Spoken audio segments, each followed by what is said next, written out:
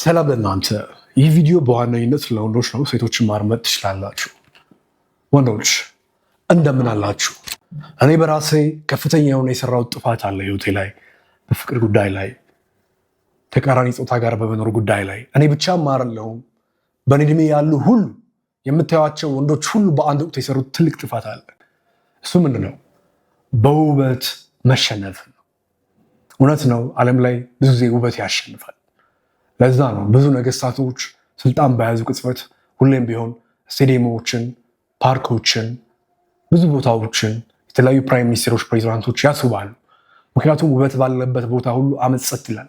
ሰዎችን ደፍረው ለመቃወም ሐሞታቸው ይፈሳል። ውበት አሸናፊ ኃይል መሆኑን እናውቃለን። በአልኬሚስት መጽሐፍ ላይ ማንበባችሁት ከሆነ የሆነ ፓርት ላይ ክሪስታል ነጋዴው ጋር የሄደው ብላቴናው ሳንቲያጎ ምን ይለዋል? ለምን በክሪስታሎቹ ሻይ መሸጥ አንጀምርም? ክሪስታሎቹን ሻይ መሸጥ ከጀመርን ነገጃ ቦታችን ወይም ንግዳችን በጣም ይስፋፋል፣ በሰዎች ይሞላል።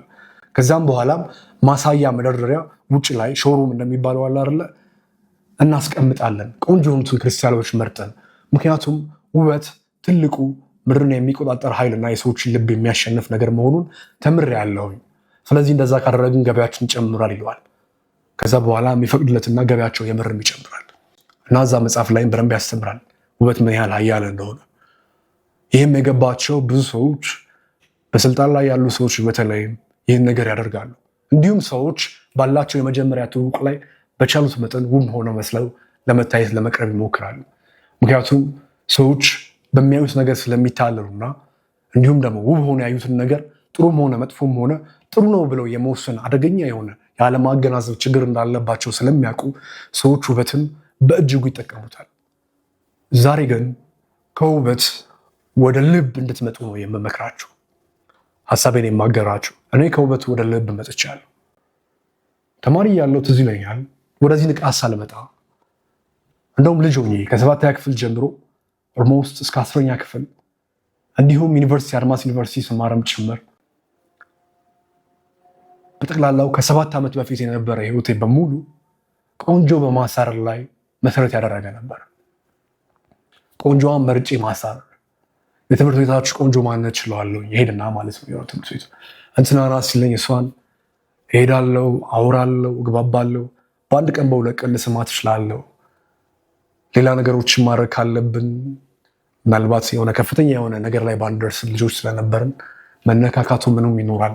በአንድ ቀን በሁለት ቀን ማለት ነው ይሳካልኛል። ብዙ ጊዜ የሚሳካልኝ ግን ውብ ሆኜ አይደለም። እንደውም ትምህርት ቤታቸው ላይ በጣም ቆንጆ ሸበላ አለ፣ ረዘም ያለ ደረቱ የሚያምር ከንፈሮቹ በጣም ውብ የሆኑ አይኖቹ በጣም የሚያማልሉ። በዛ አይኖች ያያት ሴት ሁሉ ክንፏ እንደተሰበረ ድንገት መንገድ ላይ እንደወደቀች ወፍ መነሳት እስከማትችል ድረስ ቀልቧን የሚገዛ ብዙ አይነት ወንዶች አሉ። ነገር ግን ከፍተኛ የሆነ ድፍረት፣ በራስ መተማመንና ማንም ሰው በህይወቷ ዘለዓለም በማይደግምላት ከዚህ በፊትም ብሏት በማያውቅ ቋንቋ እሷን የማድነቅና የማሞካሸት ጥበብ ስለነበረኝ በወቅቱ ማለት ነው። ለዛ ብዙ ይሳካልኝ ነበር፣ ውበትን ነበር ማሳደው። በዛ ሁሉ ሂደት ውስጥ ግን ያገኘሁት ነገር ጊዜ ማባከን ነው፣ ራሴን ማድከም ነው። አስመሳይ የሆነው ማንነቴ ማጫወትና እሱን ማደለብና ማሳደግ ነው። እውነተኛ ማንነቴን ደግሞ እያቀረጨጭኩት ነበረ። እሱን ያገኘሁት፣ ሌላ ምንም ያገኘሁት ነገር የለም። በአሁኑ ሰዓት ሪሌሽንሽፕ ላይ ከፍተኛ የሆነ ችግር ህይወታችን ላይ እየፈጠርን ያለ ነው ውበትን መሰረት አድርገን ስለምንሄድ ነው። ወንዶች እባካችሁ ተጠንቀቁ።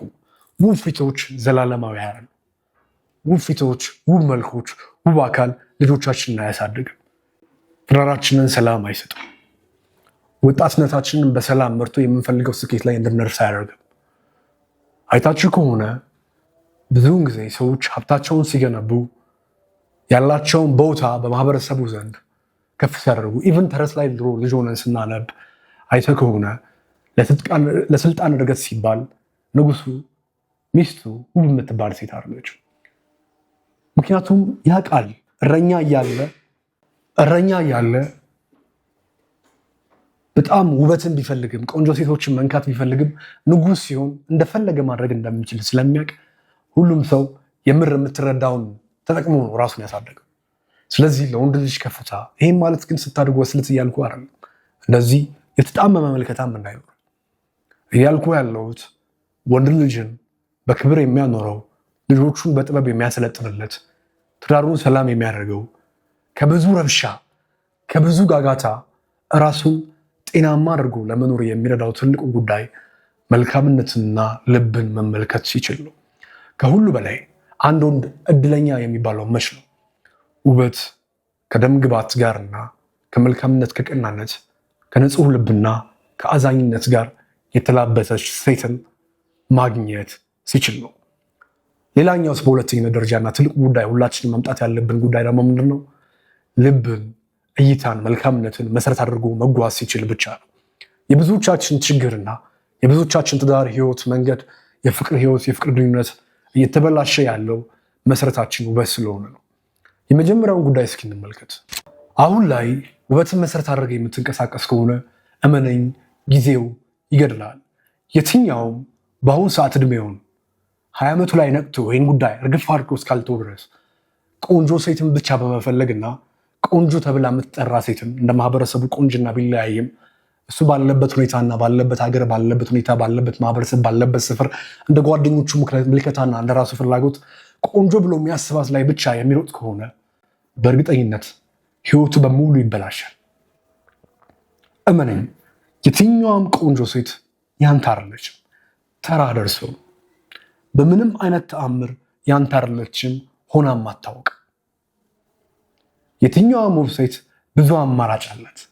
ከስሜት ስትወጣ አንተን ሺህ ጊዜ ብትወደህ አብረህ ብትሆንም አሁን ላይ 17 ዓመቷ 15 ዓመቷ 18 ዓመቷ 19 ዓመቷ ስለሆነ አሁን ላይ አፈቀርኩ ሞትኩልህ ብትልህ እንኳን ከስሜት ዓለም ወጥታ ወደ ብስለት ስትመጣና ዓለምን የሚመራው ስሜት ሳይሆን ምክንያታዊነት እንደሆነ ሲገባት ትተውሃለች።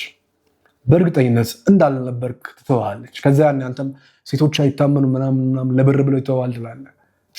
በቃ ልክ ናት። የህይወት መንገዱ እንደዛ ስለሆነ ነው። አመክንዮ ነው ህይወትን የሚመራው፣ ምክንያታዊነት ነው። ስለዚህ የትኛውን በእጅ ያለች ሴት ያንተ አይደለችም። ውበቷን መሰረት አድርገህ ከሆነ የተንቀሳቀስክ ያለው በምንም አይነት ተአምር ሁሏን ውብ ሴት አሁን ይህንን ቪዲዮ ማወራው ለምንድን ነው? ብዙ ወንዶች እንደዛ እየተራራጥን ስለሆነ አይደለ? ስለዚህ ሁሉም ወንድ እሷን ይፈልጋታል።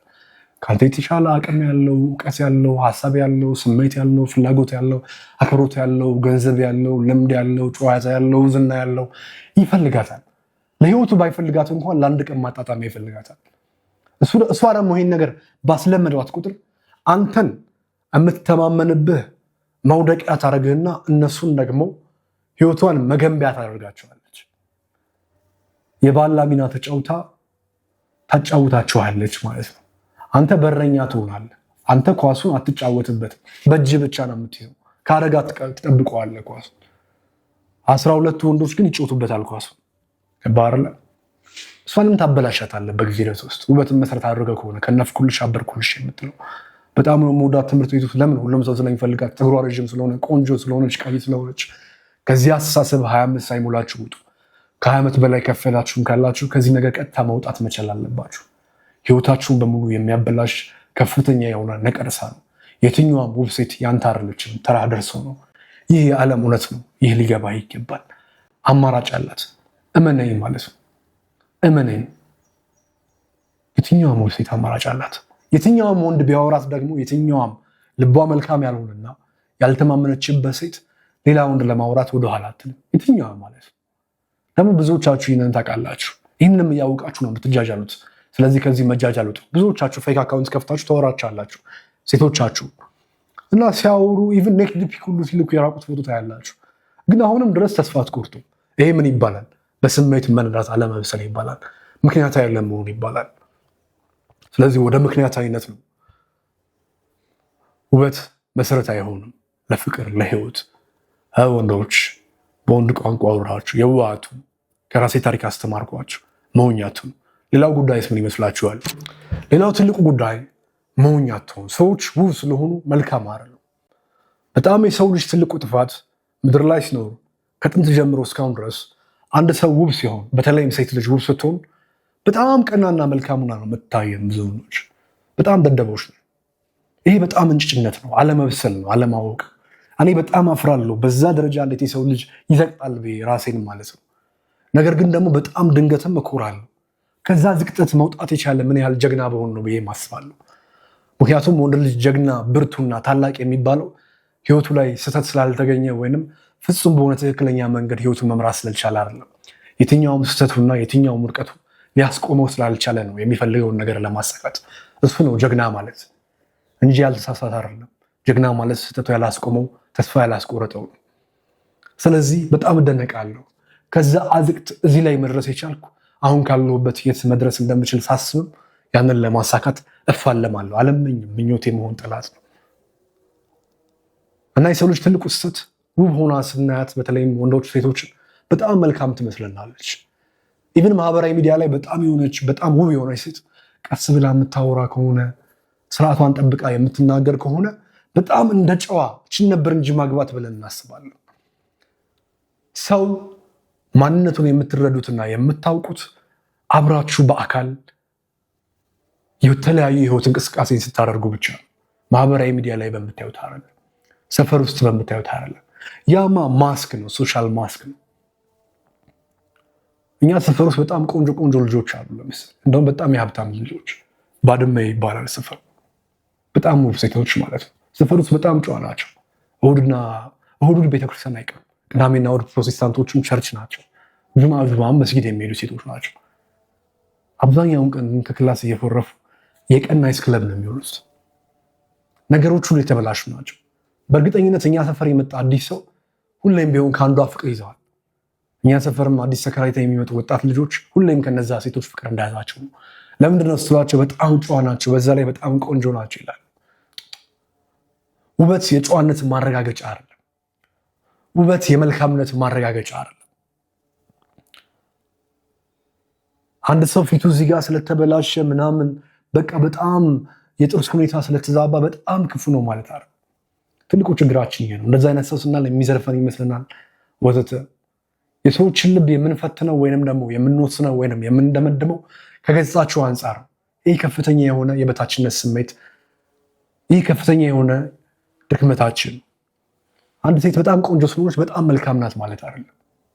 ስለዚህ ሴቶችን መቅረብ ያለብህ ወይንም መልካምነታቸው መወሰን ያለብህ ነባራዊ የሆነው የውበት ትርጉም የተሰጠው ቆንጆ ናቸው ተብሎ በሚታሰበው መንገድ ቆንጆ ስለሆኑ ሳይሆን አብረሃቸው ጊዜ በማሳለፍ ውስጥ፣ ጊዜ በመስጠት ውስጥ፣ ለምንም ነገር ባለመንቀዥቀዥ ውስጥ ህይወታቸውን፣ ተግባራቸውንና ድርጊታቸውን በመረዳት ነው። ሰው የሚያወራውን ሊዋሽ ይችላል። ነገር ግን ሰው ሁኔታዎች ሲፈጠሩ የሚሰጠውን ፈጣን ምላሽ መዋሸት አይችልም። ስለዚህ አብረ በመኖር ውስጥ ለነገሮች የሚሰጡትን ምላሽ እንዲሁም ደግሞ ከአንተ ውጭ ሌሎችን ትሪት የሚያደርጉበትን መንገድ ጨባጭ በሆነው በአካል ካላቸው ማንነት ተነስተ ነው እሱ እንደዚህ ነው እርሷ እንደዚህ ናት የሚባል። ኢቨን እኔን ራሱ ሶሻል ሚዲያ ላይ ባለኝ ማንነት ራዊ ምን አይነት መልካም ሰው ነው፣ ራዊ ምን አይነት ጥሩ ሰው ነው፣ ራዊ ምን አይነት ጂኔስ ሰው ነው ማለት የለብም። ተረጋጋ። ብዙ ሰዎች ጂኔስ መስሎ ይታያሉ። 24 ሰዓት በጭንቀት መጽሐፍ ሲያገላብጡ ብለው መተው ሊሆን ይችላል የሚያወሩት። ይሄ ደግሞ ጂኔስ አያስብልም። ማንም ሰው ሊያደርገው ይችላል።